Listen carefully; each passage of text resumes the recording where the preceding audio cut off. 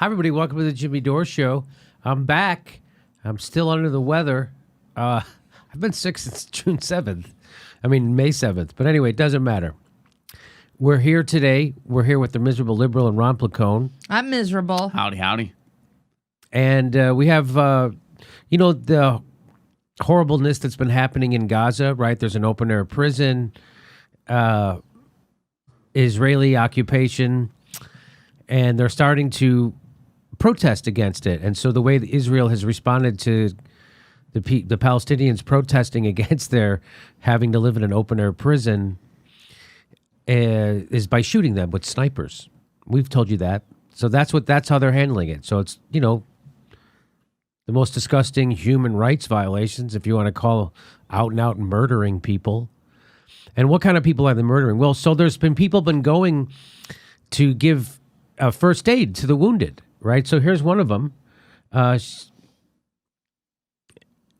أول شيء أهلا وسهلا فيكم. طبعا اسمي رزان النجار. Razan El Najjar. That's how you say it. Razan El Najjar. So she's going to tell you what she's been doing. أنا هنا امبارح أول يوم كان لي من الساعة 7 الصبح للساعة 8 المساء. كانت مهمتي إسعاف المصابين داخل الحدود الشرقية لبلدة خزاعة. تم التعامل من قبلي مع 70 إصابة مطاطي وفي القدم. الحمد لله تم إسعافهم وإيصالهم إلى الطواقم الطبية. So there she is. She's giving first aid to people being shot by rubber bullets, by real bullets, by other things, by Israeli soldiers during the protests. And she says she's been working from 7 a.m. to 8 p.m. every night.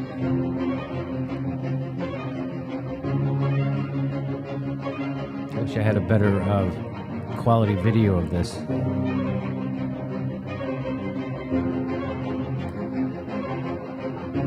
So what happened to her?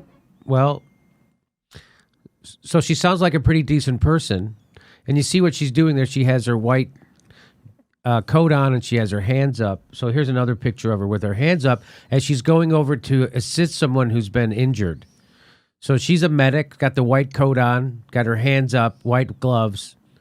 And what did they do? They shot her in the chest and killed her. She had her hands up, white coat. And how did the New York Times cover it? A woman dedicated to saving lives loses hers in Gaza. She lost her life. No, she was murdered. So if a Palestinian would have shot a Israeli soldier in the chest and he had his hands up, the headline in the New York Times would not be "Soldier loses his life on the Gaza border." It would be "Terrorists kill soldier, murder soldier in cold blood." That would have been your headline. Sniper shoots nurse. Yeah, how about sniper shoots nurse? How about Israeli sniper shoots nurse? How about Israeli sniper? Well, how about this?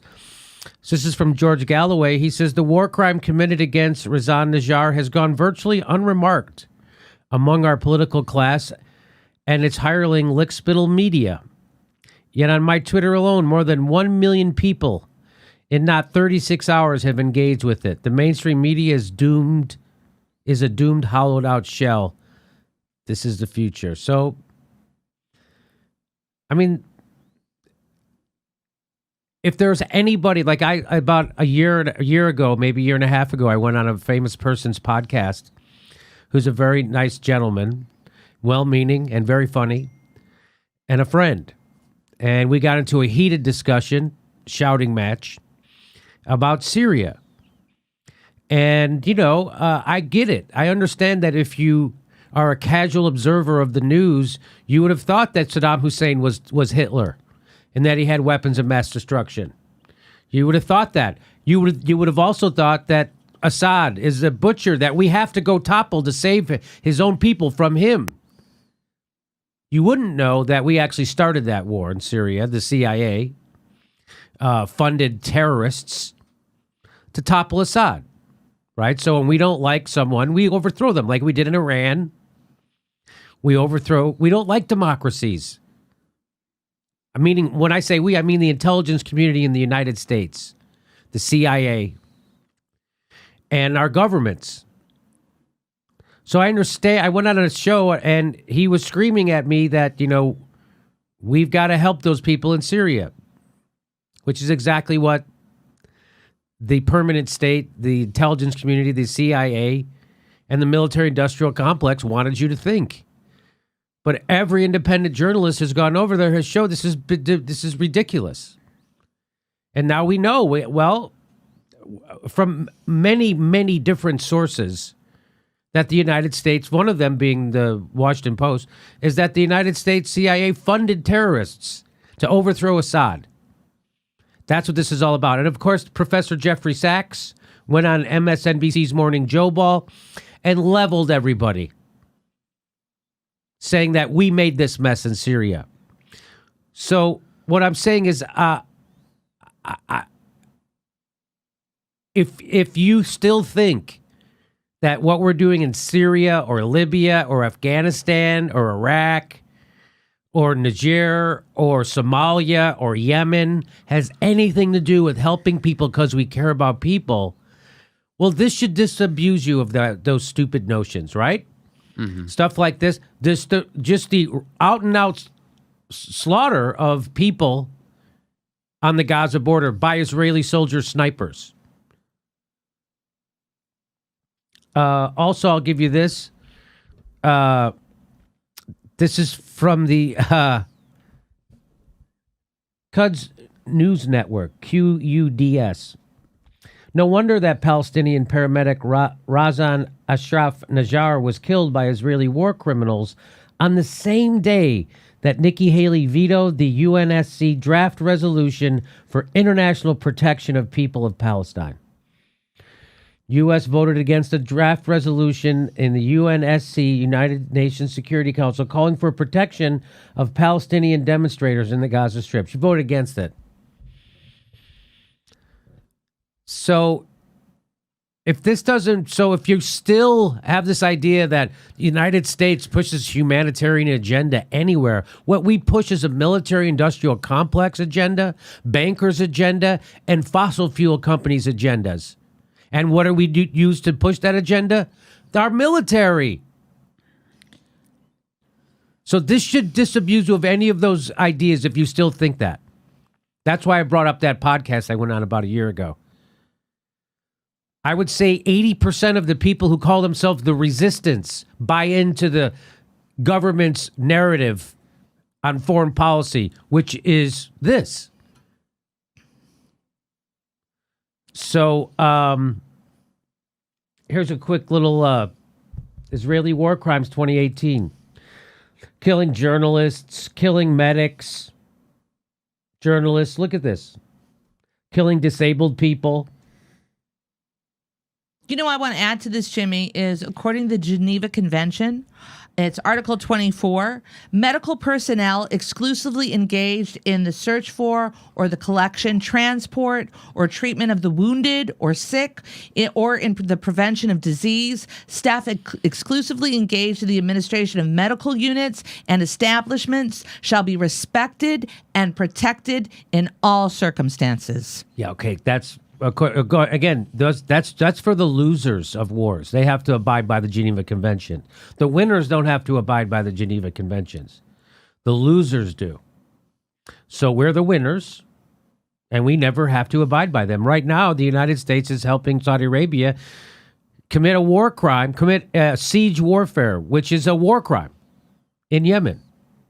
So, of course, none of this stuff really gets reported in the United States like it should. And also, here's one more thing you should know. A new bill in the Israeli Knesset criminalizes journalists. This is what's happening. Remember this? Oh, Trump is the worst because he's coming after journalists. They still say that. Even after everybody knows that Barack Obama used the Espionage Act and to silence whistleblowers. He did that. He did that to Chelsea Manning. They tortured Chelsea Manning. What did Chelsea Manning? Chelsea Manning is this generation's Daniel Ellsberg. With the Pentagon Papers. Look what they're doing to Edward Snowden. Look what they're trying to do to Julian Assange right now. Name one thing Julian Assange has ever printed that's false. So again, I hope all this, that's why this show exists, because the establishment news sucks so hard and won't ever tell you the truth about that. People pretending to care about human rights, people pretending to care about journalism. That's got to be 80% of hashtag the resistance. Well, what does it say about the state of journalism? You know, getting into this conflict and other conflicts, what does it say about the state of journalism where not only the people are we not listening to, but the people we try to discredit first are the people who were actually there. Yep. The people that go into these zones, like the Eva Bartlett's, Yes. the Abby Martins, Juan Cole, the people that were actually Robert Fisk. there. Robert Fisk. Award-winning journalists. Yeah, those are the people that should have the biggest platforms because they were there. Right. Well, you know, the people who should have the biggest platforms, maybe the people who got the Iraq war right, like Phil Donahue. Mm-hmm. Where is he? You think they would have him on every day. But what they do have on is the people who got the war wrong every day. How about that's everyone on TV? Because if you got the war right, you got fired. Jesse Ventura, fired. Phil Donahue, fired. You want to even cover a guy who's progressive, you're fired. Ed Schultz. Ashley Banfield, also. This is Amnesty International's Israeli plan to illegally demolish and forcibly transfer the Palestinian Bedouin village of Khan al-Hamar, east of Jerusalem, amounts to a war crime, says Amnesty International. I mean, how many more reports do we have to hear of people condemning what Israel's doing? And, you know, a lot of people say, hey, man, it's really complicated, and it depends on what time. It's not complicated when you're committing war crimes. That's not complicated. It's not complicated when the people are living in an open-air prison, when you live in an apartheid state. That's not complicated. It's not complicated when you're shooting journalists, when you're shooting nurses, medics. It's not complicated. When you're shooting unarmed protesters, it's not complicated. A lot of people like to apologize for Israel. And so, of course, and the MSNBC even let Chris Hayes tell the truth about Gaza for 3 minutes one time. That was like, hey, all right, you could keep your 30 grand a day and do 3 minutes on Gaza. So I wanted to report that story just because of what George Galloway said, that it's not being reported. Just, look.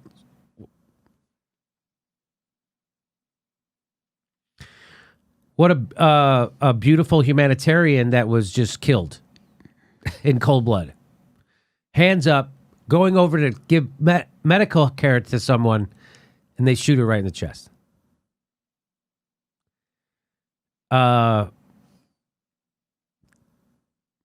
You know, it's stories like this. And so we're doing it over there. We're allowing it to happen over there, and it's also happening here at home. So that's why cops get to kill people with impunity in the United States. So whatever we do to someone over there, as David Feldman has said, we're going to do to ourselves.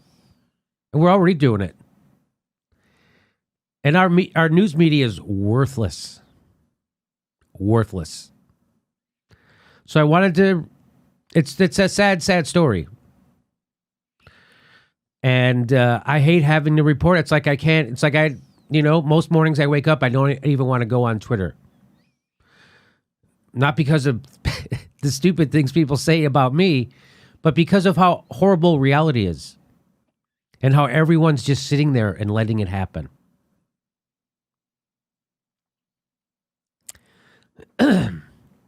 So there you go. Anything else? Yeah, of course, Steph, they don't have to... Israel's not following the Geneva Conventions. Of course not. And these conventions were begun because especially this one, because the Nazis, right. They were saying, okay, the Nazis would do this type of behavior in Europe. Yeah. And so we don't want to do that behavior. No, and now look what they're doing. It's kind of ironic. But of course they'll tell you Putin. You got to make sure Putin. But here is Trump sticking by Netanyahu, who's committing atrocities and war crimes left and right. But Putin, it almost makes me think their hatred of Putin is, I don't know, like a political game. It almost makes me think that. Hashtag the resistance. Head up their fucking ass. On purpose. You don't think Rachel Maddow knows better? They all know better. You think Lawrence O'Donnell knows better? You don't think Anderson Cooper, former CIA and a member of the Vanderbilt family.